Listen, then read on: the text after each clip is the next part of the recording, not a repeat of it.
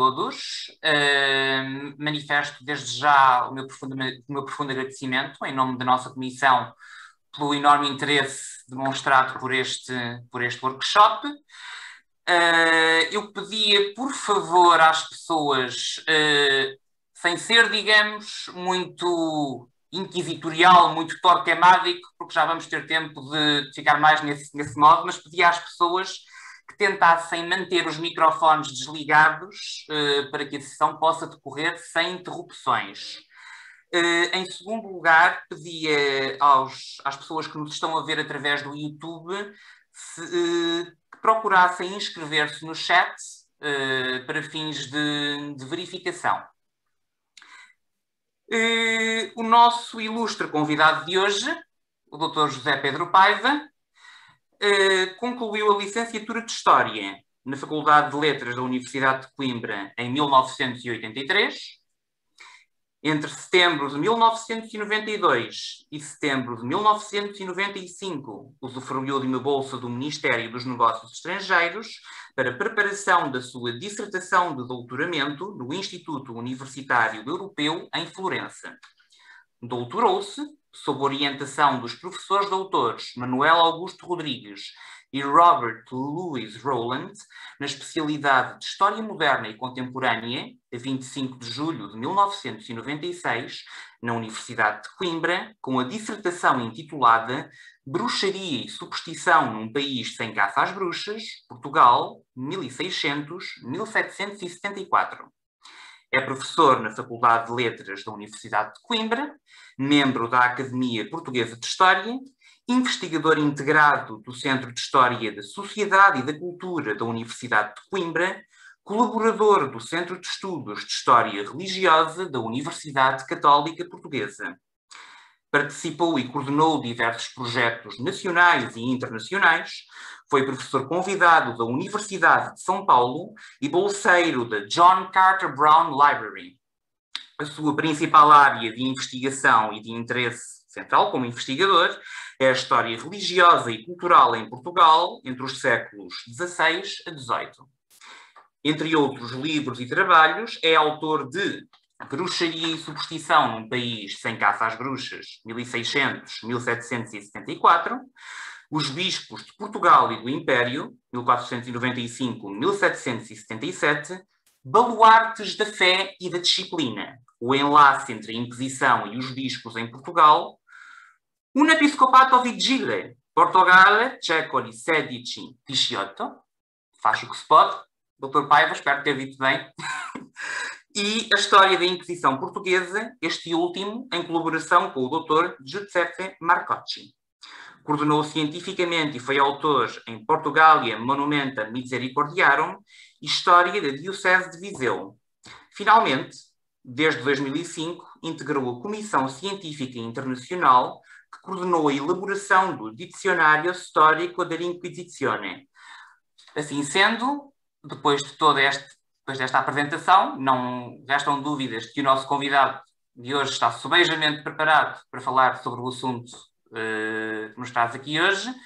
O Dr. José Pedro Paiva, no início era a palavra, e a palavra estava com Deus, e a palavra porventura era Deus, e assim sendo, eu passo-lhe a palavra.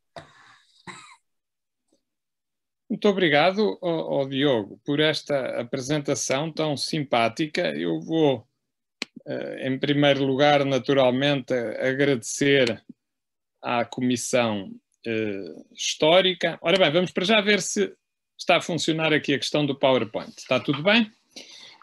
Eu queria, em primeiro lugar, agradecer sobretudo às minhas antigas alunas e alunos da Comissão Histórica por me terem convidado e desafiado para conversar convosco sobre este assunto, a que acedi de pronto, e espero, enfim, corresponder nesta sessão àquilo que eram os vossos interesses e os vossos desejos.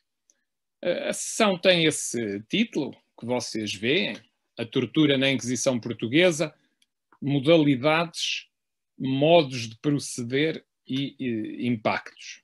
E, portanto, é sobre essas três vertentes que eu me focarei ao longo dos próximos cerca de 35 minutos. ver no fundo averiguar quais foram as formas de tortura, de tormento, como se dizia, para ser mais rigoroso, utilizadas pela Inquisição Portuguesa. Eu vou-me focar apenas na Inquisição Portuguesa. Os modos como depois se procedia a essa tortura, no contexto das dinâmicas do processo inquisitorial, e depois avaliar alguns dos impactos da aplicação da tortura no procedimento inquisitorial. E queria começar esta intervenção por vos dizer que este território é um campo repleto de mitos e onde circulam e se promovem imensas informações que são inverosímeis, não são exatas, para não dizer muitas vezes que não são verdadeiras, normalmente estimuladas por uma busca desenfreada e às vezes pouco escrupulosa, muito pouco escrupulosa, de informações impactantes, através, enfim, de um efeito que hoje não só o jornalismo, mas que o jornalismo utiliza muito, o chamado efeito de choque, que certas informações podem conter. Aqui há uns, 15 anos, mais ou menos, não tenho uma data exata para isso, mas mais ou menos há 15 anos, circulou aqui em Portugal uma exposição intitulada As Torturas da Inquisição. Era uma exposição itinerante que passou aqui por Coimbra e outras localidades do país, que supostamente apresentava informações sobre torturas praticadas na Inquisição.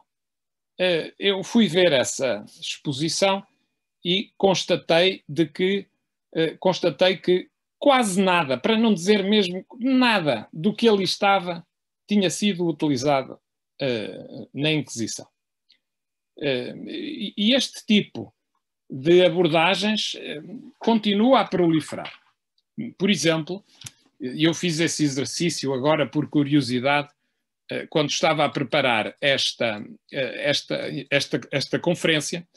Se vocês hoje fizerem uma pesquisa na internet, utilizando um motor de busca qualquer, com as palavras associadas de tortura e inquisição, vão encontrar uma enorme quantidade de sites com imagens e informações do tipo destas que eu vos vou mostrar.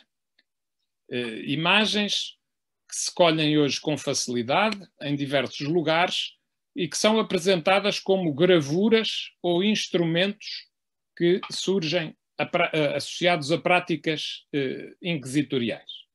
Como, por exemplo, esta roda de despedaçamento, como aí se diz, enfim, com alguém que não só está preso à roda que supostamente deve fazer girar as pessoas de cabeça para baixo, como também é queimado, enfim, parece que há aqui uns fumos por baixo, e lá ao fundo aparecem uns frades que supostamente seriam agentes da Inquisição. Enfim, nem sei qual é a fonte desta gravura.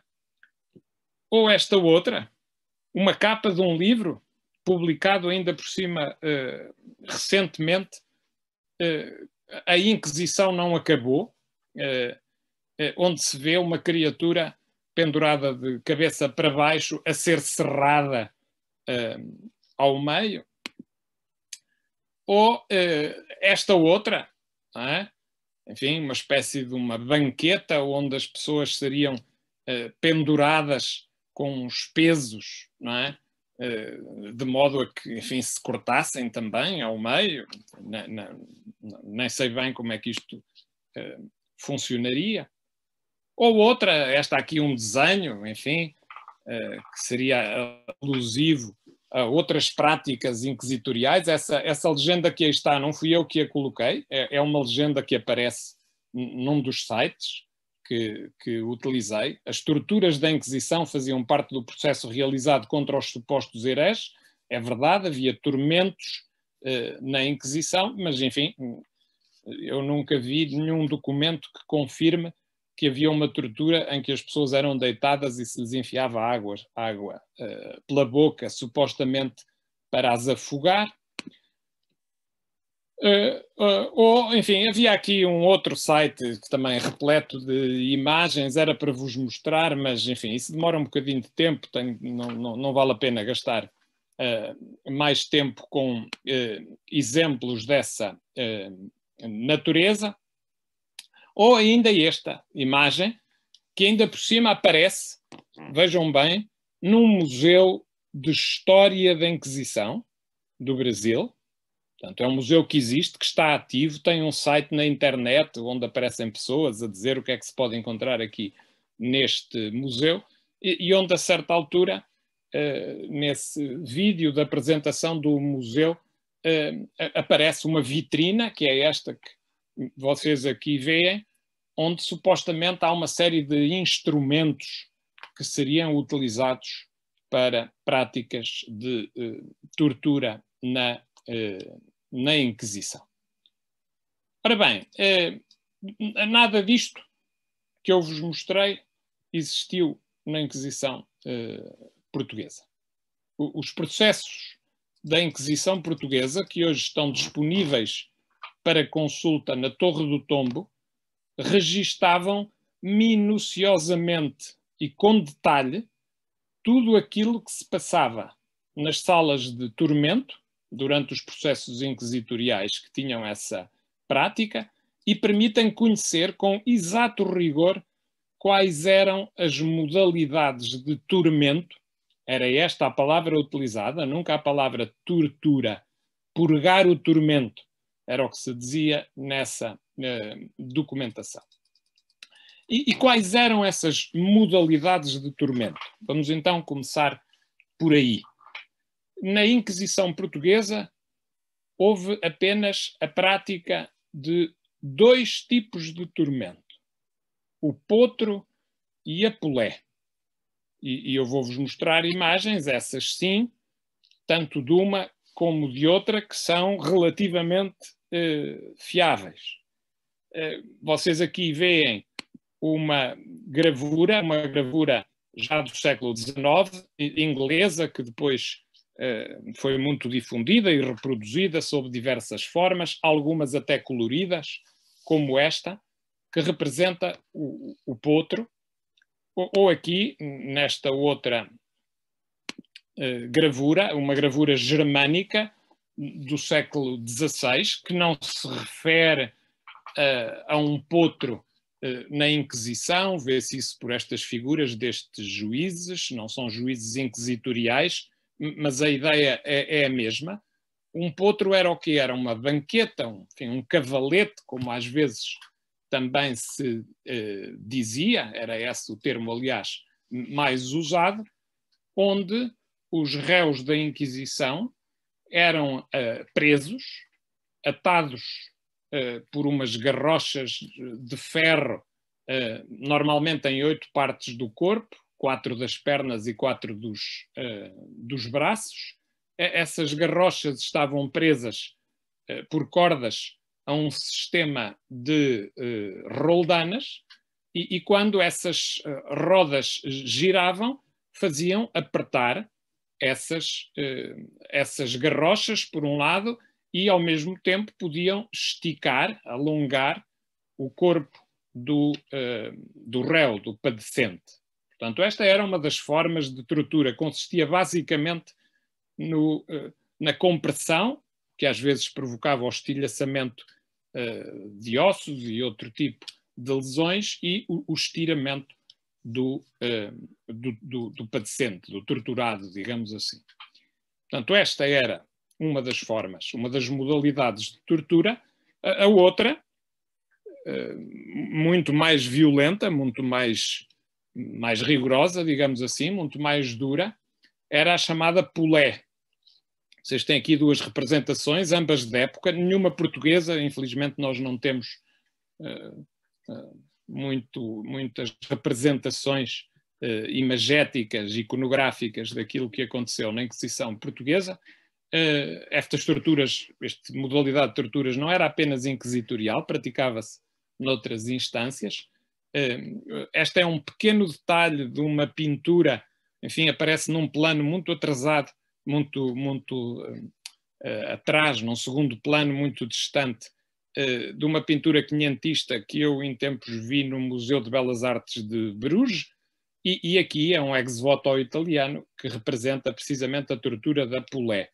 Em que é que consistia? O preso, ou o réu, como vocês veem, era atado normalmente pelos pulsos com as mãos atrás das costas, preso por uma corda que passava por uma roldana que ficava no teto, na sala do tormento, e depois ele era içado, era levantado nessa posição absolutamente desconfortável, como todos imaginarão, era suspendido no ar pelos braços e depois a corda ia sendo solta ou ligeiramente, o que se chamava um trato esperto, ou solta quase até o réu cair no chão, o que provocava uma sacudidela bastante violenta, como vocês imaginam, e portanto era um tipo de tortura que normalmente deixava muito maltratadas as pessoas que a sofriam, não é? Desconjuntamento de ossos, enfim, aqui do sistema das omoplatas, das clavículas, ossos que se partiam e perfuravam pulmões, portanto, muitas pessoas morriam, às vezes, neste tipo de tortura. E, portanto, estas eram as únicas duas modalidades de tortura que se faziam na Inquisição portuguesa. E é claro que pese o facto da Inquisição portuguesa não aplicar outras formas de tortura de grande violência, que então eram correntes e se aplicavam noutras instâncias judiciais, como, por exemplo, o estilhaçamento por compressão dos dedos polegares, o arrancamento de unhas, a queima de partes do corpo com ferros em brasa, isso não autoriza a que se possa concluir que a Inquisição portuguesa tratava de um modo brando os réus que eram submetidos à tortura. Estas duas torturas de que vos falei, o potro e a Pulé, eram suficientemente violentas, digamos assim, eram suficientemente violentas para provocar o estropiamento e até a morte, como vos disse. No caso, havia depois aqui alguns cuidados que se tomavam relativamente à aplicação destas duas torturas. No caso das mulheres, normalmente preferia-se a Pulé, sobretudo até aos finais do século XVII, porque o potro implicava a nudez. Isto é, quando os réus eram deitados no potro, para que as garrochas e as cordas pudessem fazer melhor o seu efeito, eles deviam estar despidos. E portanto, considerava-se que isso era uma situação que não era passível de se realizar sem críticas no interior do tribunal, até porque os inquisidores e alguns membros do tribunal e religiosos assistiam à sessão do tormento e por isso preferia-se, no caso das mulheres, a Pulé. Aliás, o regimento de 1640, o regimento da Inquisição de 1640, proibiu mesmo a aplicação do tormento do potro nas mulheres, e a expressão que lá aparece é porque isso atentava muito contra a sua honestidade. Aliás, quando os tribunais, às vezes, as mesas de Coimbra, Lisboa, ou Évora ou Goa, decidiam pela aplicação, depois de 1640, da tortura do potro às mulheres, tinham que pedir autorização ao Conselho Geral. Tinha que haver uma autorização especial dada pelo Conselho Geral para que isso acontecesse. No entanto, por causa da violência, não é? Porque a tortura da Polé era muito mais violenta do que a do potro. A partir dos meados do século XVII e no terceiro quartel, sobretudo do século XVII, começa a haver muitos pedidos das mesas distritais a pedir ao Conselho Geral que, apesar de o potro estar proibido pelo regimento, que autorizassem a aplicação dessa tortura nas mulheres, porque a outra era muito violenta e muitas delas sucumbiam, digamos assim. Por exemplo, há um pedido do Tribunal de Évora, em 1643, que esclarece claramente aquilo que estava em causa.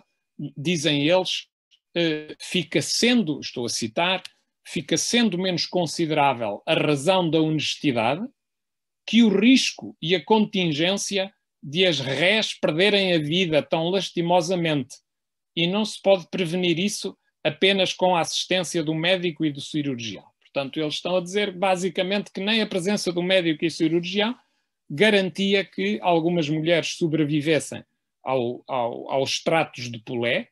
Aliás, essa expressão ainda existe na língua portuguesa. Quando nós queremos dizer que alguém é tratado de um modo muito violento, dizemos que ele recebe tratos de Polé. Não é? Portanto, aqui a Inquisição de Évora, em 653, está precisamente a pedir ao Conselho Geral que deixe aplicar essa tortura do potro e não a Polé às mulheres por causa da violência da Polé. E, de facto, a partir do século XVIII, os processos inquisitoriais portugueses, todos, não só os das mulheres, deixam de registar a aplicação da Polé e a tortura passou a limitar-se praticamente ao potro. Como é que se procedia? Portanto, já sabemos que estas são as modalidades de tortura. Como é que se procedia? Ou, se quiserem, qual era o papel, o lugar do tormento no procedimento inquisitorial? Ora, isso pode ser analisado quer a partir dos processos, que registram naturalmente todos esses atos, quer através dos regimentos da Inquisição. Houve regimentos publicados pela Inquisição, preparados, alguns publicados impressos, outros apenas manuscritos, em 1552, 1613, 1640 e 1774. Nos dois primeiros, 1552 e 1613, não há muitos detalhes relativamente ao modo como se procedia ao tormento. Portanto, para esses períodos, o melhor é consultar os processos inquisitoriais. O mais esclarecedor, com bastantes detalhes, tem várias páginas relativamente àquilo que era o tormento, é o de 1640.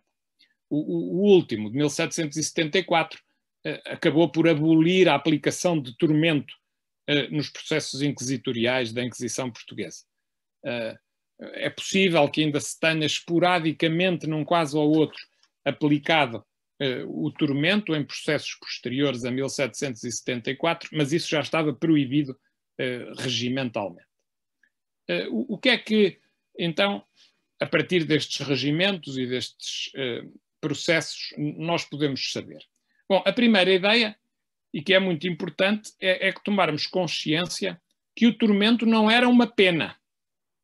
O tormento não era um castigo, digamos assim, ditado no final de um processo, como acontecia, por exemplo, com a condenação a açoites, a degredo, a prisão, a trabalhos forçados ou até à pena capital, que, como sabemos, era a pena máxima aplicada na Inquisição. O tormento não era uma pena, não era um castigo. Era antes um meio que se usava para tentar, durante o processo, alcançar a confissão dos réus. Portanto, o tormento não era uma pena, era um instrumento de prova, digamos assim. E a confissão era o objetivo primacial do procedimento inquisitorial. Ela constituía para os inquisidores uma espécie de rainha de todas as provas e podia exigir a tortura, sobretudo quando os inquisidores consideravam que, perante os testemunhos que tinham recolhido, os réus não tinham confessado integralmente as suas culpas. E em que circunstâncias é que isso podia acontecer? Em duas situações. Quando os inquisidores constatavam que não tinham reunido provas suficientes para provar um delito de que alguém estava acusado, mas em simultâneo se considerava que os réus eram negativos, isto é, negavam todas essas culpas, ou diminutos, isto é, faziam apenas confissões que aos ouvidos dos inquisidores pareciam apenas parciais confissões, por exemplo, não revelando todos os cúmplices dos seus delitos, não é? Ou fingindo certos atos. Nestas circunstâncias, os inquisidores deviam, no final do processo, determinar a aplicação da confissão para, diziam eles, pensavam eles, apurar se o réu, no fundo, estava a falar verdade ou não. No fundo, para tentarem obter a tal confissão que era a rainha de todas as provas. Em segundo lugar, o tormento podia ser aplicado quando um réu, muito embora estivesse convencido por aquilo que os inquisidores chamavam as provas da justiça. Isto é, eles já tinham a certeza de que aquele réu tinha, já estavam convencidos de que aquele réu, pelos testemunhos, pelas denúncias que havia, eventualmente por algumas confissões que ele tivesse feito, estavam convencidos de que ele ia ser condenado. Porém, tinham a impressão que ele ainda não tinha denunciado todos os seus cúmplices. E, portanto, queriam saber quem eram outros cúmplices que o tinham ajudado ou com os quais ele tinha participado nos delitos que tinham cometido. E, portanto, nessa situação, também se devia determinar a aplicação do tormento. Portanto, era apenas nestas duas circunstâncias. Ou quando eles entendiam que a prova não era bastante e, portanto, queriam ouvir a confissão da boca do réu, ou quando achavam que tinham prova bastante, mas que o réu não tinha confessado tudo aquilo que devia ter confessado, sobretudo não tinha denunciado todos os cúmplices que com ele teriam comparticipado nesses atos pelos quais ele estava a ser julgado. Por outro lado, a aplicação do tormento era expressamente proibida de acordo com os regimentos inquisitoriais em algumas circunstâncias. Por exemplo, quando os depoimentos de acusação eram totalmente convincentes e mesmo que o réu negasse, isto é, mesmo que fosse negativo, os inquisidores não podiam aplicar tormento, porque se considerava que já tinham provas bastantes para condenar o réu. Também não era possível aplicar a pena de tormento quando o réu fazia confissão de todos os delitos de que os inquisidores tinham provas, mesmo que se mantivesse impenitente. Isto é, que não pedisse a misericórdia dos inquisidores, que continuasse a achar que procedia, ou que as suas crenças, os seus comportamentos não eram errados, não é? Portanto, nesses casos, havia uma confissão e, portanto, não se podia aplicar tormento. Ou, terceiro aspecto, quando, ou por doença, ou por qualquer outra debilidade que o médico, o cirurgião pudessem atestar, se verificasse que o réu estava incapaz de sofrer o tormento. Isto é, considerava-se que se aquela pessoa fosse colocada no potro ou na poleia, acabaria por morrer. Não estava capaz de sofrer o tormento. E, portanto, nessas circunstâncias, enfim, que são para nós hoje difíceis de avaliar, os pareceres dos médicos e dos cirurgiões são relativamente lacónicos quanto aos fundamentos dessa decisão. Dizem apenas que lhes parece que o réu não está capaz de sofrer o tormento, mas nessas circunstâncias também não se podia aplicar o tormento. As estatísticas que nós hoje temos, quando agora olhamos para todos os processos da Inquisição, demonstram que dos cerca de 48 mil processos instaurados pela Inquisição Portuguesa, enfim, esta grandeza é um valor aproximativo, não temos dados absolutamente rigorosos sobre isso, por isso eu vos dou um número tão redondo, cerca de 48 mil processos. Desses cerca de 48 mil processos, a tortura foi aplicada em cerca de 11% dos casos. Ou seja, em qualquer coisa como perto de 5 mil processos, 4.950 processos, se estes 11% fossem aplicados literalmente. Quando é que os inquisidores, os deputados da Inquisição e o bispo ou o seu representante, porque estas decisões eram colegiais, decidiam se um réu devia ser submetido ou não a tormento? Apenas no despacho final é que se sabia esta decisão dos inquisidores. Ou seja, a causa ia andando, o procedimento ia andando, até se chegar à sua parte final, e aí havia uma decisão colegial em que os inquisidores, os deputados e o representante do bispo tomavam a decisão ou de aplicar uma sentença ao réu, e portanto era a decisão final, ou, naqueles casos em que acima vimos, decretar o tormento. Nestes casos, isto é, quando em sede do despacho se tomasse a decisão de aplicar o tormento, os inquisidores deviam declarar qual o grau de tormento a aplicar. Ou seja, o assento do tormento especificava não o tipo de suplício, os inquisidores não diziam se o réu devia ser submetido a potro ou a pulé, mas o grau de dureza do tormento.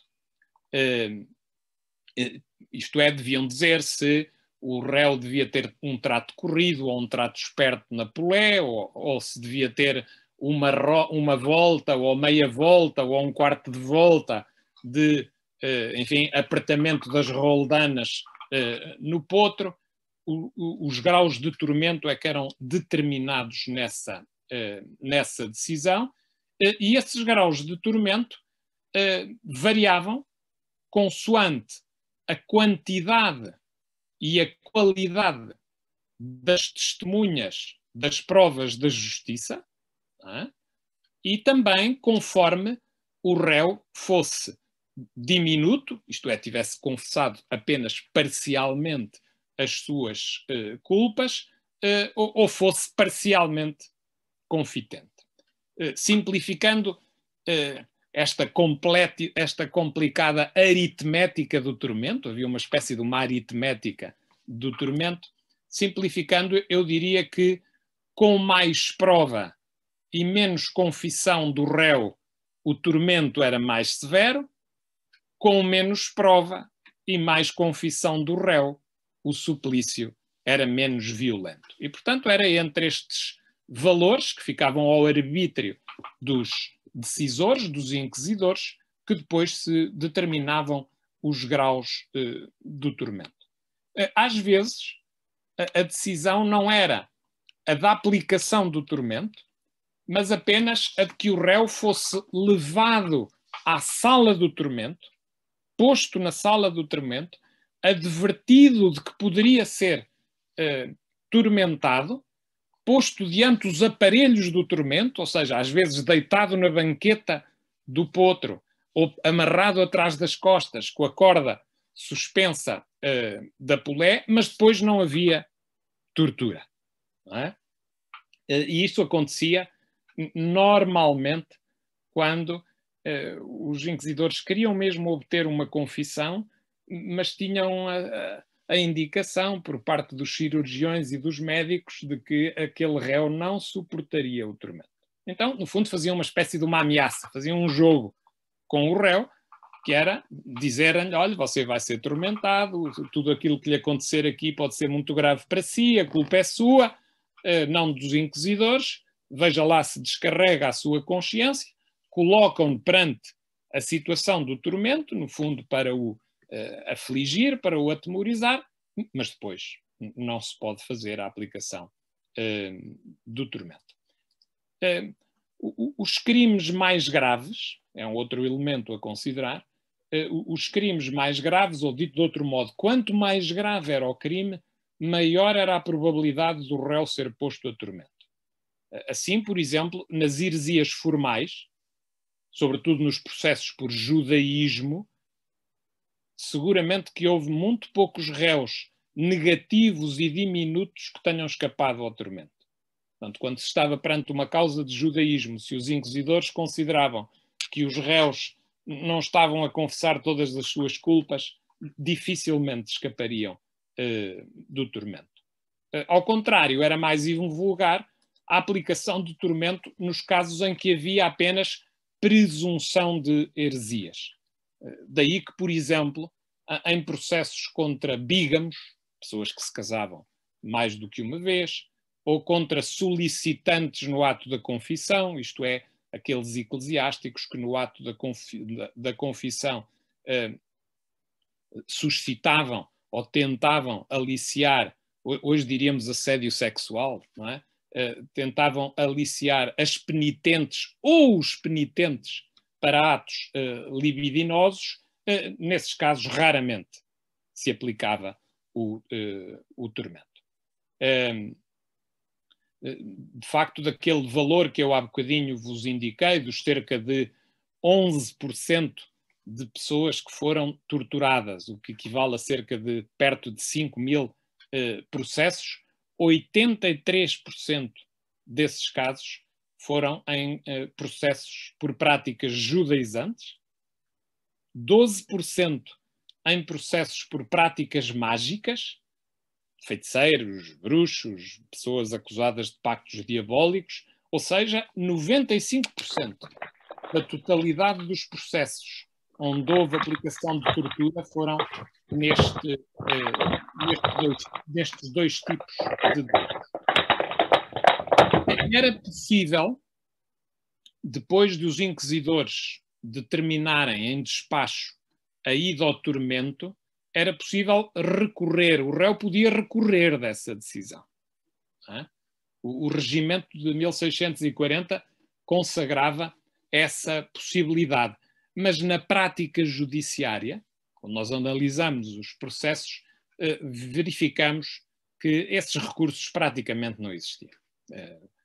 Devem ter sido absolutamente excepcionais as pessoas que recorreram para o Conselho Geral do Santo Ofício quando nas mesas distritais lhes impunham o tormento.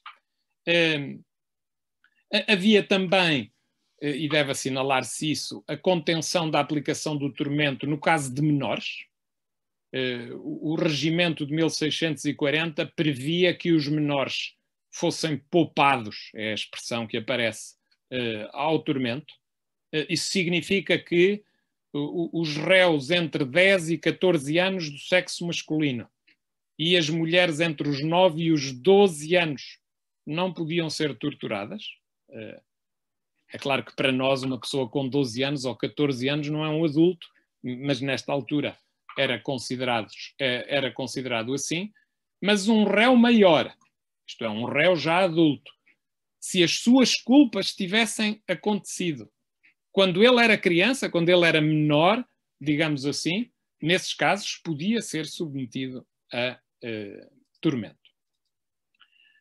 O tormento só podia ser renovado no mesmo processo e, portanto, aplicado à mesma pessoa no mesmo processo por 3 vezes. Podia haver uma sessão, podia-se considerar que o réu não tinha confessado tudo aquilo que devia, os inquisidores avaliavam novamente o caso, podiam determinar uma segunda sessão de tormento, podiam novamente determinar uma terceira sessão na sala do tormento, mas para esta terceira sessão já era obrigatória a intervenção do Conselho Geral. Portanto, o Conselho Geral da Inquisição tinha que autorizar. Normalmente estas repetições do tormento aconteciam quando os réus permaneciam negativos. Isto é, a Inquisição julgava que tinha provas de que eles não tinham confessado tudo, levava-os a tormento, e durante o tormento eles, enfim, não abriam a boca, não confessavam mais nada, e isso muitas vezes motivava uma sessão de tormento. Para os casos, isso não era muito vulgar, portanto, a repetição do tormento. Há dados estatísticos que eu próprio recolhi seguros para os casos dos processos por práticas mágico-supersticiosas e, portanto, dos cerca de 820 processos que a Inquisição intentou no século XVII e XVIII contra agentes de práticas mágicas, apenas em 5 casos houve 2 sessões de tortura. Um deles, curiosamente, a um feiticeiro aqui de Coimbra, que, entre outras acusações, tinha a de que ele dava feitiços a um pajem de uns, ou que ele tinha dado feitiços a um pajem de um estudante aqui da nossa universidade, que lhe solicitaram um feitiço para que o estudante fosse venturoso ao jogo e aos amores. E, coitado, este feiticeiro foi um daqueles que teve que ir 2 vezes a tormento. Durante as sessões de tormento a que assistia um inquisidor, pelo menos, um notário, que tomava notas de tudo aquilo que se passava, um médico e um cirurgião, tomavam-se notas detalhadas de tudo aquilo que acontecia na sala do tormento. O que é que lá se passava, quer as confissões do réu, quer os seus silêncios, os gritos que os réus davam, se chamavam por Nossa Senhora, se choravam, se pediam o apoio do menino Jesus, de Cristo, de quem fosse, tudo isso era registado. Enfim, eu não vos vou ler isso, mas tenho aqui excertos de processos que dão bem conta não só daquilo que era a determinação da sentença de tormento, como aqui, não é uma decisão da Inquisição a determinar a ida de um réu a tormento, assinada por todos os inquisidores, deputados e representantes do bispo que a determinaram. Depois aquilo que se chamava o termo de admoestação antes da sentença do tormento, portanto, antes de aplicar o tormento, os inquisidores chamavam o réu e diziam-lhe mais ou menos: olha, nós sabemos que você não confessou tudo, temos provas de que está a esconder algumas das informações que temos, deve tomar consciência disso, veja se confessa, porque senão vai ser colocado numa situação muito embaraçosa, podem-lhe acontecer coisas muito desagradáveis, nós não somos responsáveis por isso, de modo que pondere bem se não quer confessar. E depois, só depois desta admoestação, é que se passava, digamos assim, a aplicação do tormento. E vocês têm aqui um registro de tudo aquilo que se passava, diz o dia, a hora, quem estava presente, e depois o que é que aconteceu durante a sessão de tormento. Depois destas sessões, do ponto de vista processual, os réus tinham que, no espaço de 24 horas, se confessassem alguma coisa durante o tormento, validar os seus testemunhos fora da sala de tormento.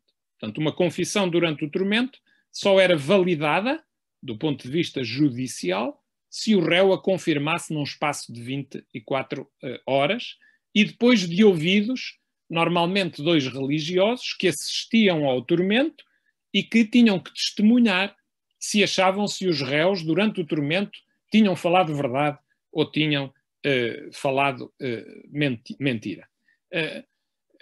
Se o réu não confessasse nessas 24 horas aquilo que tinha dito na sessão de tormento, isso não tinha valor jurídico, mas era muito mau para o réu, porque se considerava que uma revogação de um testemunho durante o tormento era sinal de que, de facto, ele queria ocultar algumas das provas que a Inquisição já tinha.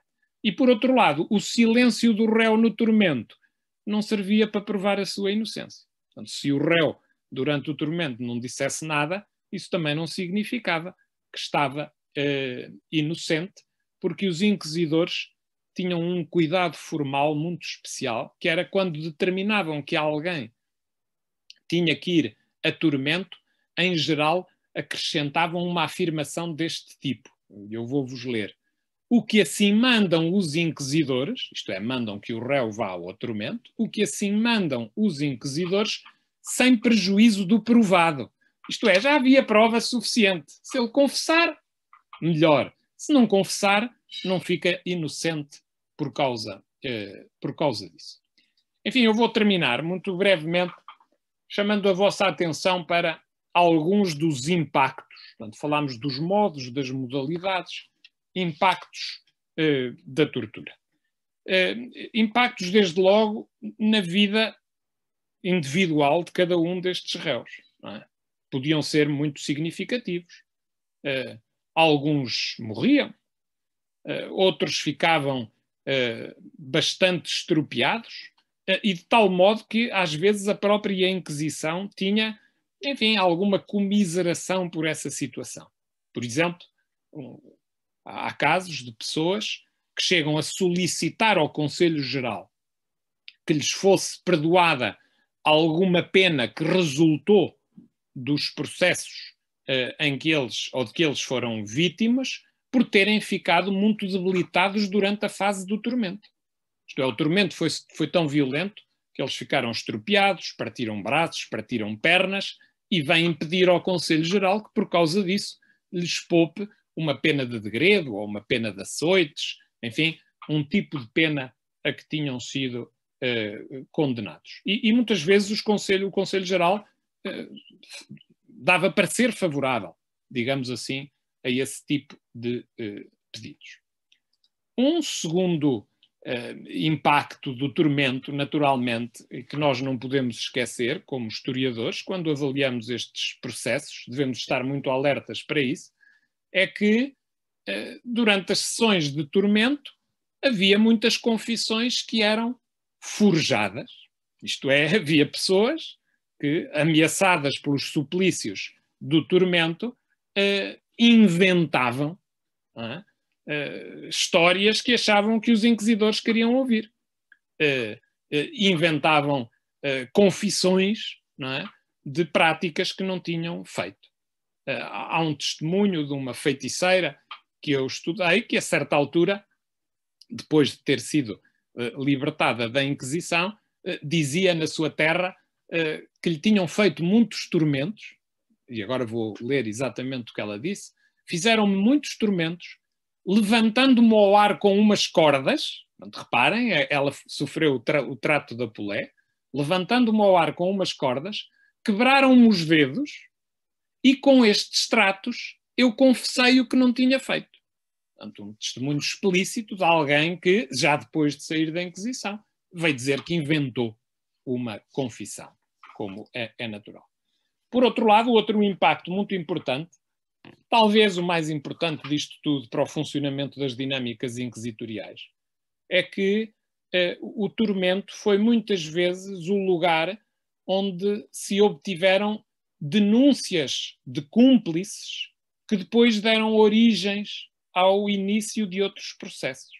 Ou seja, a tortura era uma fonte de alimento da máquina inquisitorial. Perante a tortura, havia muitas pessoas que davam, como se dizia, não é? Davam o nome de outros cúmplices, e isso depois era usado pela Inquisição para iniciar outros procedimentos inquisitoriais.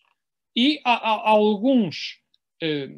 em alguns delitos, este é outro dos impactos importantes, em alguns delitos, nomeadamente, por exemplo, nos casos de bruxaria e feitiçaria, o tormento era uma peça essencial para que a Inquisição obtivesse uma confissão que, para os inquisidores, era o aspecto mais relevante naquele tipo de casos.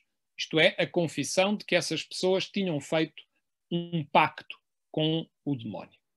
Na maior parte destes 820 processos inquisitoriais, só há confissões de pacto com o demónio no ato do tormento, nas salas de tormento. O que levou muita historiografia a dizer que todas essas ideias de pactos diabólicos que certas pessoas fariam resultavam apenas das práticas dos procedimentos judiciais que se aplicavam. Eram invenções que decorriam da prática do tormento. Enfim, uma nota conclusiva apenas para vos dizer que, apesar de o tormento ser uma prática corrente na cultura processual dos tribunais inquisitoriais e régio, mesmo já no século XVII, havia vozes que se levantavam contra a existência desta prática. Em geral, ela era aceite. Os próprios cristãos novos, quando reclamam dos procedimentos inquisitoriais, raramente reclamam do facto da Inquisição aplicar o tormento, mas ainda assim já havia vozes que se insurgiam contra a existência destes procedimentos.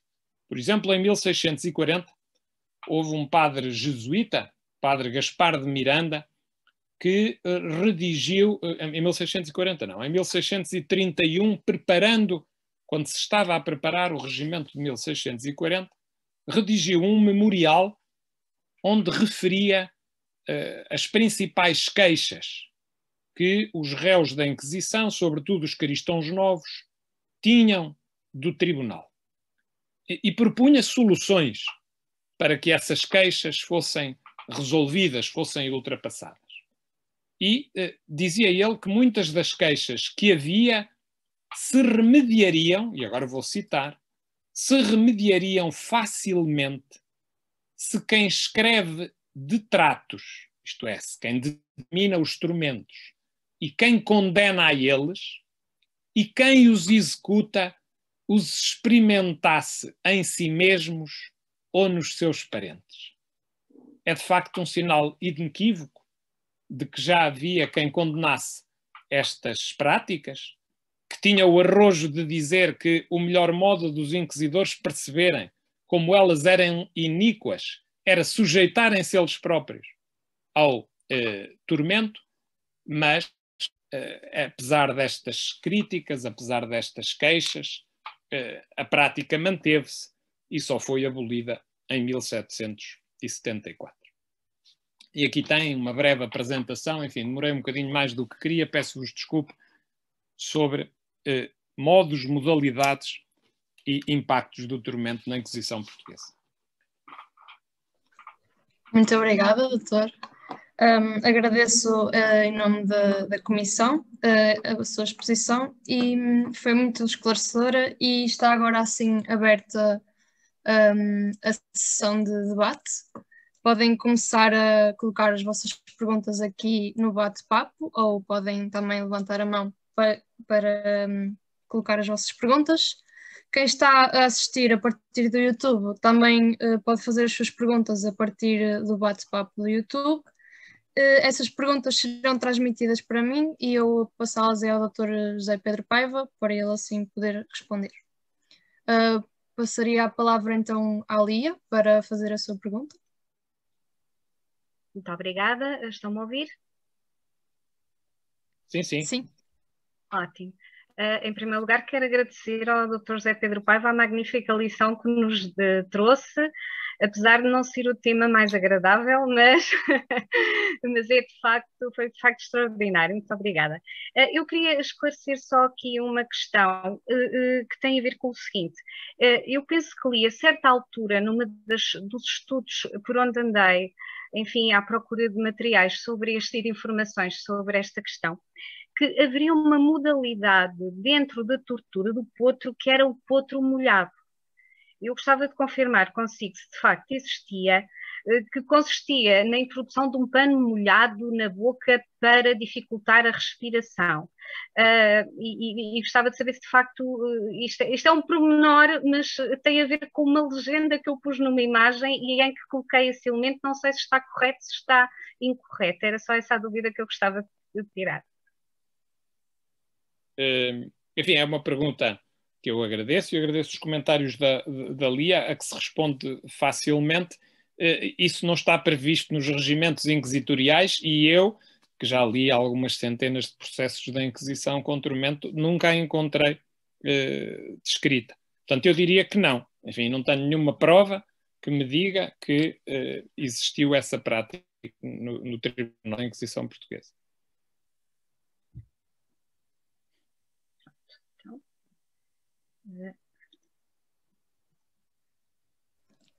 Temos várias perguntas também no YouTube. Temos uma que posso já ler e dizer ao doutor. O Rui Melo agradeceu a partilha do conhecimento e o Diogo Manaia diz que tem uma dúvida, gostaria de colocar ao professor, que é a seguinte. Ele diz que há uns anos atrás viu uma exposição em Espanha, em Granada, na qual viu exemplares de instrumentos como a Dama de Ferro e outros. Ele pergunta se tudo isso é falso. Eu comecei a minha exposição por aí, não é? E procurei mostrar-vos que na Inquisição Portuguesa e a espanhola, eu creio que não fugiu a este padrão. Não posso garantir isso, porque não estudei esse assunto com tanto detalhe, mas creio que na Inquisição Espanhola também só se aplicava a pena do potro e da pulé, e comecei por referir isso, pela existência de exposições, referências, às vezes até livros, não é? Escritos, se calhar alguns por historiadores, que falam de uma miríada de torturas, muitas vezes confundindo, isso às vezes acontecia. Algumas dessas torturas e desses instrumentos de tortura existiam, mas eram praticados e eram utilizados noutras instâncias que não os tribunais da Inquisição. Né? E, portanto, às vezes isso é tudo misturado e para ter um efeito mais impactante, não é? Isto que eram torturas aplicadas pela Inquisição. Eu volto a insistir, porque isso às vezes pode gerar alguns equívocos. Ao dizer-se isto, não se está de modo nenhum a diminuir os efeitos terríveis e tenebrosos que as práticas de tormento inquisitoriais tinham, não é? O potro e a pulé eram suficientes, eram de uma violência extrema, chegavam para matar pessoas, não é? E, portanto, não é necessário introduzir aqui uma espécie de elementos sádicos, não é? Para ainda acervar mais, não é? Esses efeitos terríveis que o tormento inquisitorial já tinha. Não é?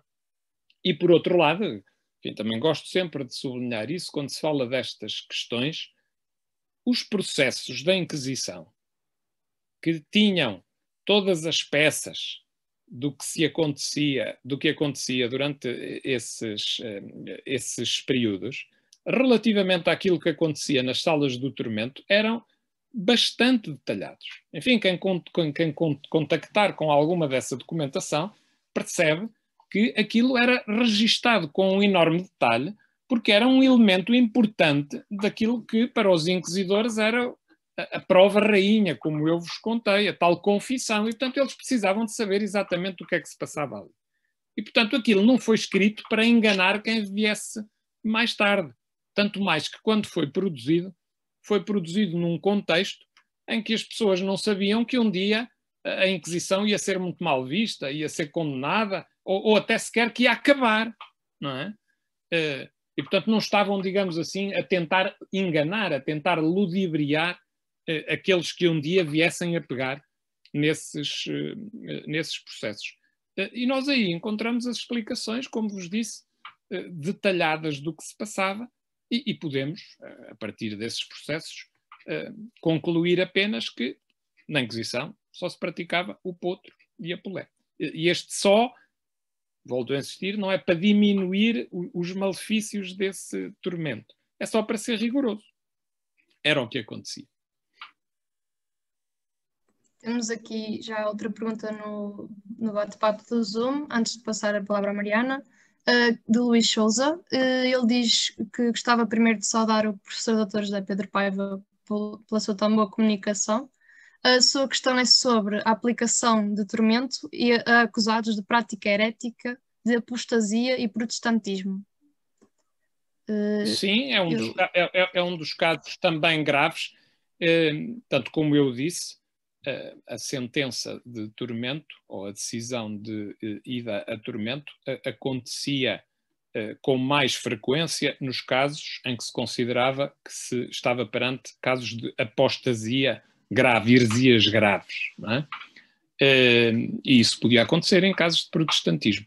Eu confesso que pessoalmente nunca vi nenhum processo de protestantismo com aplicação de tortura, mas isso era possível, não é? Ou caso também, por exemplo, de réus acusados de práticas muçulmanas, crenças muçulmanas, também era possível a aplicação do tormento nessas circunstâncias, mas como eu vos disse, os dados hoje disponíveis apontam para que 95% dos processos onde houve tortura aconteceram em casos de protestantismo, de judaísmo, a maior parte deles, não é? Ou práticas judaizantes, para usar a linguagem inquisitorial, e casos de práticas mágico-supersticiosas. Temos agora uma pergunta do YouTube, antes de passar ainda a palavra à Mariana, já que temos as perguntas nos dois lados. Vou passar a ler a pergunta do Marcelo Nogueira de Siqueira. Ele diz: Dr. Paiva, existem registros em Portugal de processos inquisitoriais contra indígenas brasileiros ou nativos africanos? Sim, claro que há.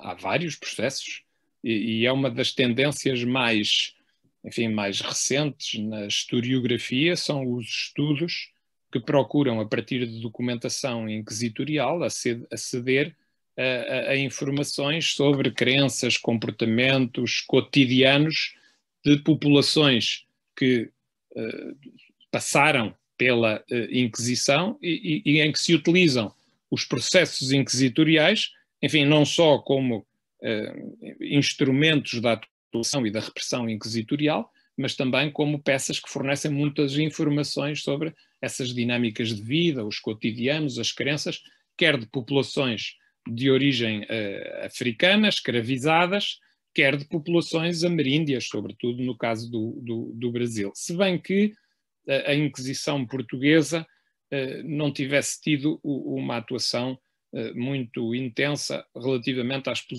às populações ameríndias da América. A maior parte dos processos que existem e estão estudados aconteceram sobretudo no século XVIII e até numa fase mais tardia do século XVIII, segunda metade do século XVIII. Mas sim, também há casos desses. Passaria então a palavra à Mariana, para ficar já feita a pergunta. Muito obrigada. Boa tarde a todos e obrigada, professor José Pedro, pela fala tão interessante. Tenho duas perguntas. A primeira tem a ver com se tem ideia de este tipo de aplicação da tortura nas visitações a, por exemplo, Brasil ou Cabo Verde. E a segunda tem a ver com se conhece de bases que talvez foram feitas para o braço secular por causa de abusos procedimentais do Santo Ofício. Muito obrigado, Mariana. Relativamente às visitas inquisitoriais, eu creio que não há, eu não estou absolutamente certo, Mariana. Precisava de voltar a ver um ou outro caso, mas eu não creio que houvesse jurisdição para aplicar tormento durante as visitas inquisitoriais, até porque não havia espaço para isso em geral, não é? Enfim, tinham que fazer um potro, tinham que fazer uma polé, a não ser que utilizassem esses instrumentos, enfim, podia-se dar o caso, não é? Pedidos a justiças seculares, por exemplo, mas confesso que não me recordo em nenhum dos relatórios das visitas inquisitoriais, nem as do Brasil, nem as da África, enfim, menos aqui as do Reino, de ver referências à aplicação de tortura. Normalmente, durante a visita, o que acontecia, enfim, no caso do Brasil é um bocadinho diferente, porque os visitadores tinham alguma jurisdição delegada para julgar in loco alguns tipos de delitos, nunca delitos graves, que eram normalmente o tipo de delitos onde se aplicava o tormento, não é? Mas, em geral, o que eles faziam era recolher depoimentos, recolher, no fundo, acusações, denúncias, que depois iam alimentar processos que eram desembargados, despachados nos tribunais de Lisboa, Évora ou Coimbra, em função do distrito da visitação. Quanto a intervenções seculares relativamente a decisões dos tribunais inquisitoriais, elas eram raras, mas há um ou outro caso, há notícias de um ou outro caso de juízes, sobretudo para o século XVIII, em que há alguma reserva e até recusa da aceitação da sentença inquisitorial. Mas as notícias que temos são de facto raras, não eram comuns.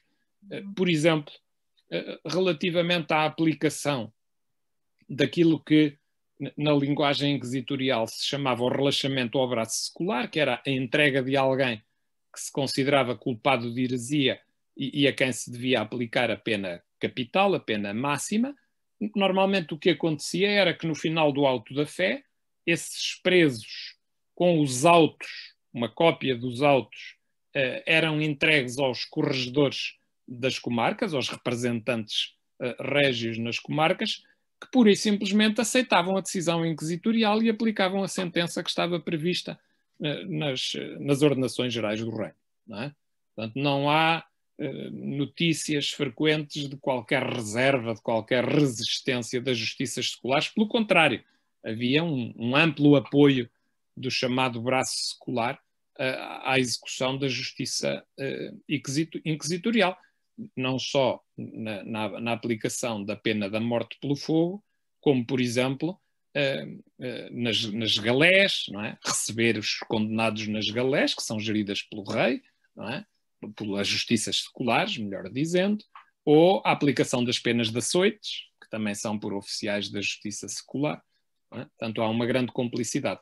Pontualmente, como disse, há um ou outro caso que se conhece de resistência e de não aceitação da decisão. Obrigada. Obrigada. Por último, queria notar uma coisa que Lia tinha dito. No Tribunal Inquisitorial Espanhol havia um terceiro tipo de tormento, que era o tormento da água, que acho que é possível que por isso ela tenha ideia. Por isso, se calhar a Lia há bocado tinha falado disso. É por isso. Muito obrigada. Sim, provavelmente para os períodos, enfim, não nos devemos esquecer, eu não estou bem certo disso. Enfim, estou aqui a especular um bocadinho, mas também estou à vontade para o fazer. Nós não nos devemos esquecer que a Inquisição espanhola existiu praticamente meio século antes da Inquisição portuguesa. E no século XV, início do século XVI, provavelmente haveria formas de tormento, enfim, um bocadinho mais acirradas e mais variadas. Não sei se é nesse período que haveria essa prática em alguns tribunais da Inquisição espanhola, mas de facto em Portugal eu nunca vi uma referência a isso, nem os regimentos falam disso, e sobretudo o regimento de 1640 é muito explícito relativamente às formas de tormento que se aplicam. Exatamente, obrigada. Passaríamos agora então à próxima pergunta, que vem do YouTube. O Pedro Botelho diz: boa tarde, professor.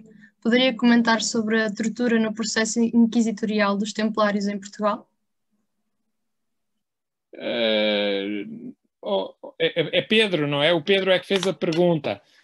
Pedro, eu lamento, mas eu não sei nada disso. E, sobretudo, isso não é atuação inquisitorial. Não faço a mínima ideia. Também é um território relativamente ao qual, em geral, temos que ter muitas cautelas. A quantidade de informação que circula, não comprovada, de fontes inseguras sobre aquilo que seria essa organização dos Templários, supostamente rodeada de muitos secretismos, deve merecer sempre muitas cautelas, mas não sei, isso não tem a ver com procedimentos inquisitoriais. Temos outra pergunta, penso que aqui do Zoom.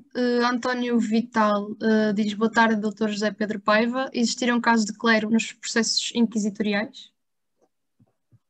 Clérigos processados pela Inquisição? Sim, claro, muitos. Se a pergunta é torturados, provavelmente poucos. Alguns cristãos novos, Também houve clérigos acusados de práticas judaizantes por pertencerem à dita comunidade dos cristãos novos. Eventualmente, nesses casos, pode ter acontecido, mas em geral não havia aplicação de pena de tormento, por exemplo, naquele delito que era, enfim, provavelmente um dos delitos em que os clérigos mais eram acusados, as práticas de solicitação em confissão. Raramente haveria um caso de tortura. Agora, clérigos processados pela Inquisição, sim, bastantes clérigos processados pela Inquisição.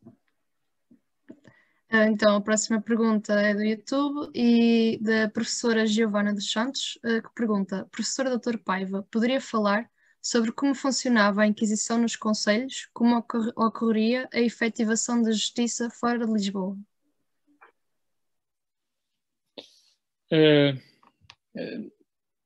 Não sei se entendi muito bem a questão ou o objetivo da questão. Eu diria o seguinte: a Inquisição tinha um modo de proceder que estava muito centralizado e tinha dinâmicas de procedimento que eram determinadas centralmente e que se aplicavam de um modo uniforme em todos os tribunais da Inquisição. É claro que havia ritmos diversos de atuação e de perseguição, havia ciclos diferentes neste ou naquele tribunal relativamente a este ou aquele delito, em função também das comunidades que estavam no terreno e das práticas que estavam no terreno nessas regiões. Sei lá, para dar um exemplo de aspectos que já falámos hoje, não aparecem muitos processos contra escravos ou forros de origem africana na Inquisição de Coimbra ou de ameríndios na Inquisição de Évora, e aparecem mais na Inquisição de Lisboa. Portanto, isso também tem a ver com aquilo que é o espaço em que as Inquisições atuam. Mas o que é relevante dizer é que não há aqui diferenciações depois relativamente aos modos de proceder, às normas que regulam o funcionamento processual, não é? Tudo isso é mais ou menos padronizado. Enfim, não sei se era isso que a pergunta visava saber, mas é aquilo que se me oferece responder. Agora aqui outra pergunta do Zoom, do Helder Maurício Silva. Ele diz que quer agradecer também ao professor Dr. José Pedro Paiva esta excelente apresentação e à Comissão Histórica da Universidade de Coimbra por esta iniciativa. A minha pergunta é: quando foi realizada a última ação de tormento em Portugal?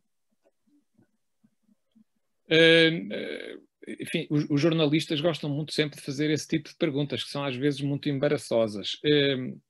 Não sei dizer quando foi a última. Se me perguntassem o último auto de fé, eu sabia de cor, mas enfim, a última sentença de tormento aplicada, confesso que não sei. Aquilo que eu posso dizer é que a partir de 1774 o tormento foi proibido, mas há alguns casos reportados, por exemplo, para a Inquisição de Évora, de tormento ainda aplicado pontualmente a seguir a 1774. Não imagino que tenham sido muitos, nem muito depois de 1774. Portanto, nós estamos a falar, enfim, grosso modo, pelo último quartel do século XVIII, quando a Inquisição deixa de aplicar o tormento. Agora, outra questão do YouTube, de Isabela Avilés. Ela pergunta se tem-se alguma ideia da percentagem de réus tormentados que morreram devido ao tormento a que foram sujeitos? Não sabemos. Não há dados quantitativos sobre isso, dos que faleceram. Enfim, há muitos estudos de caso, ou deste ou daquele delito, que notam a existência de circunstâncias, não é? De situações em que os réus faleceram durante o processo, não é? Mas não temos dados estatísticos seguros sobre isso. Como não temos dados estatísticos seguros, exatos, por exemplo, fiáveis, sobre a totalidade das pessoas que na Inquisição Portuguesa padeceram a pena máxima, não é? Temos números muito aproximados ainda. Infelizmente, num dos momentos em que a historiografia deu uma grande atenção a estudos de natureza quantitativa, e isso foi forte sobretudo ali entre os anos 70, 80, parte ainda dos anos 90 do século passado. Nem todas essas análises se fizeram por parte dos historiadores portugueses, e depois essas tendências passam um bocadinho, estes estudos de natureza quantitativa que marcaram muito a historiografia do século passado, segunda metade do século passado, caíram um bocadinho em desuso, e nós hoje de facto temos falta de alguns desses instrumentos. Este era um dado relevante, de facto, saber quantas pessoas pereceram, morreram mesmo durante o tormento, daqueles 11% mais ou menos de processos em que sabemos que houve tormento, mas não temos dados sobre isso. O estudo que analisou com mais detalhe, de um modo mais rigoroso, sistemático, a aplicação do tormento nos processos inquisitoriais é um estudo sobre a Inquisição de Évora, no século XVII e no século XVIII, é o que tem os dados mais rigorosos, mas não dá esse elemento. Reparem que para fazer isso, nós estamos a falar às vezes de milhares de processos. Para fazer isso é preciso ver esses milhares de processos, ir ver a sessão de tortura, ler a sessão de tortura, ler muitas vezes aquilo que acontece a seguir, porque a morte não acontece na sessão de tortura, mas pode acontecer enquanto o réu ainda está preso, antes do auto da fé, não é? E, portanto, para obter às vezes essa informação, gasta-se muito tempo, gasta-se muito trabalho, é preciso fazer isso num conjunto muito grande de processos para isso ter alguma relevância estatística, e, enfim, como isso caiu um bocadinho em desuso, hoje pouca gente faz esse tipo de tarefas, esse tipo de trabalho, e não temos esses dados. Vamos fazer apenas mais algumas perguntas, porque já são muitas. Sim, mais uma ou duas, é para irmos todos jantar. Sim. O Luís Sousa agradeceu pela resposta à pergunta que ele tinha feito anteriormente. Diz que a Anita Novinsky estudou o caso de sentenciados brasileiros. Para o caso brasileiro, apenas houve visitações e os sentenciados eram, julga ele, enviados a Lisboa. E tem outra pergunta que o avassalou, que são os conflitos entre a Inquisição e o clero secular e regular. Quem decidia ou havia apelação ao Conselho Geral? A primeira parte, só para dizer que, no caso do Brasil, não houve apenas atuação das visitas inquisitoriais. Inicialmente foi, sobretudo, a partir da primeira e da segunda visitação ao Brasil, que depois se desencadearam processos, mas houve também processos que emergiram sem ser no contexto das visitas, e não foi só a Anita Novinsky que estudou, enfim, contribuiu muito para aquilo que se sabe sobre casos relativos ao Brasil, mas não foi a única historiadora que o fez. Felizmente há, aliás, uma grande quantidade de historiadores e de historiadoras que têm produzido sobre a ação da Inquisição no Brasil, sobre os agentes inquisitoriais no Brasil. Quanto à questão, a segunda parte da questão, dependia de alguns fatores, mas, em geral, sempre que havia a determinação de processar pessoas de uma determinada condição, quer eclesiásticos, quer, por exemplo, fidalgos da nobreza, os tribunais distritais não tinham autonomia para proceder sem uma intervenção, sem uma autorização do Conselho Geral. Agora, a Inquisição tem jurisdição para atuar sobre qualquer eclesiástico que tenha cometido delitos que estão sob a alçada da Inquisição, isto é, questões de erros da fé, com exceção dos bispos. Os bispos não podiam ser perseguidos, punidos pela Inquisição portuguesa, estavam sob a jurisdição direta do Papa, mas o resto podiam ser sentenciados pela Inquisição, processados e sentenciados pela Inquisição. Através do YouTube, Indira Leão agradece ao Dr. José Pedro Paiva a partilha da sua longa investigação sobre a Inquisição e pergunta qual o nome da feiticeira que confessou forjar a sua confissão no momento da aplicação do tormento. Obrigada. Deixe-me ver se eu tenho isso aqui. que eu há bocado citei-vos esse passo, pode ser que tenha cá o nome dela, não tenho a certeza. Olha, só um bocadito, a ver se encontro. Por acaso tenho. Maria de Gouveia. Maria de Gouveia. Não tenho aqui o ano do processo, mas se essa pessoa que está a ouvir tiver interesse, pode-me mandar um e-mail e eu envio-lhe o número do processo e a referência exata desta afirmação. Aqui do Zoom ficamos com a última pergunta do Marco Cosme. Diz: boa tarde. A minha pergunta vai no sentido de questionar o Dr. José Pedro Paiva sobre a associação errada do Terreiro do Paço aos autos da fé, ou seja, quem e como se propagou essa ideia. Havia enfim, não sei se o Marco está a colocar bem a questão. Houve autos que se realizaram também no Terreiro do Paço, não é?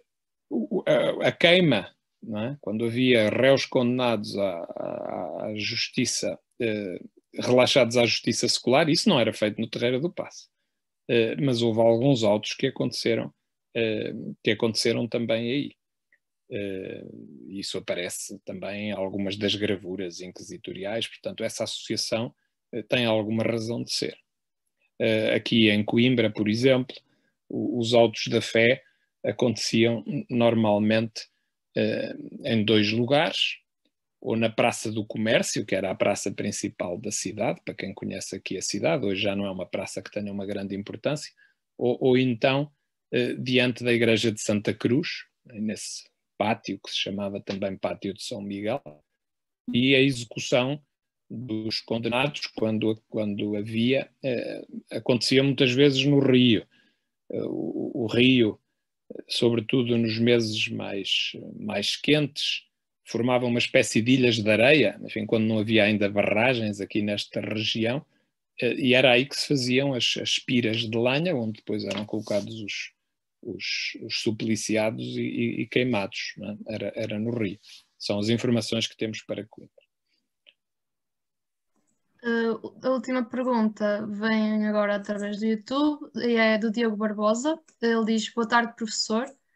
A questão dele é: os autos de fé eram realmente manifestações de encenação pública, a que ocorriam dezenas de pessoas, incluindo a família real, como alguma historiografia e iconografias representam, ou era antes uma cerimónia que pretendia corrigir as populações, ainda que a morte em si fosse feita isoladamente e sem assistência? Bom, primeiro, só uma especificação relativamente ao nome deste ritual, o ritual maior da Inquisição, e eu sou sempre muito cuidadoso quando se fala disso. Em Portugal, a designação desse ritual é auto da fé e não auto de fé. Em nenhum documento inquisitorial português encontrei alguma vez a designação auto de fé. Em Espanha, em espanhol, diz-se auto de fé, mas em português, auto da fé. Eu diria ao Diogo que o auto da fé, que é um ritual muito complexo, muito elaborado, eu não posso aqui, enfim, dissecá-lo todo, e tem leituras e interpretações, sobretudo de cariz simbólico, que podem suscitar até muita polémica e muito debate. Enfim, por exemplo, o Francisco Betancourt, num dos estudos mais importantes que tem sobre a análise dos autos da fé, defende a interpretação de que ele é uma simulação do juízo final, não é? Mas ele tem essas 2 dimensões que o Diogo enunciou. Tem, por um lado, uma dimensão punitiva e corretiva, não é? De tentativa de, através do exemplo do castigo, corrigir e alertar as populações para uma série de delitos que não deviam acontecer. Por vezes, paradoxalmente, até tem um efeito completamente contrário àquele que os inquisidores pretendiam, porque durante os autos da fé eram lidas as sentenças dos réus que compareciam no auto da fé, e às vezes havia pessoas, por exemplo, que aprendiam determinados modos de fazer feitiçarias porque ouviam isso nos autos da fé e depois replicavam, não é? Aprendiam ali como é que se faziam determinados feitiços. Mas, portanto, tem essa dimensão punitiva e de correção, mas é também uma encenação montada para afirmar, enfim, um certo poder inquisitorial, uma certa autoridade inquisitorial, e daí, muitas vezes, a presença do rei, dos inquisidores gerais, dos deputados do Conselho Geral, de outros convidados ilustres, que podiam ser, por exemplo, familiares da Inquisição com estatutos de nobreza. Enfim, essas duas dimensões, Diogo, existem no ritual do auto da fé. Damos assim encerrada esta nossa sessão de debate e a exposição do Dr. José Pedro Paiva. Queremos agradecer muito, em nome da Comissão Histórica, pela sua apresentação e exposição e agradecemos a todas as perguntas que foram aqui feitas. Pedimos desculpa desde já porque não podemos estar aqui a realizar a resposta a todas as questões, mas queremos agradecer então ao Dr. José Pedro Paiva pela sua excelente exposição. Obrigada. Eu é que agradeço. Muito obrigado à Comissão e obrigado a todas as pessoas que assistiram e que colocaram questões. Muito obrigado. Até uma próxima ocasião. Obrigada.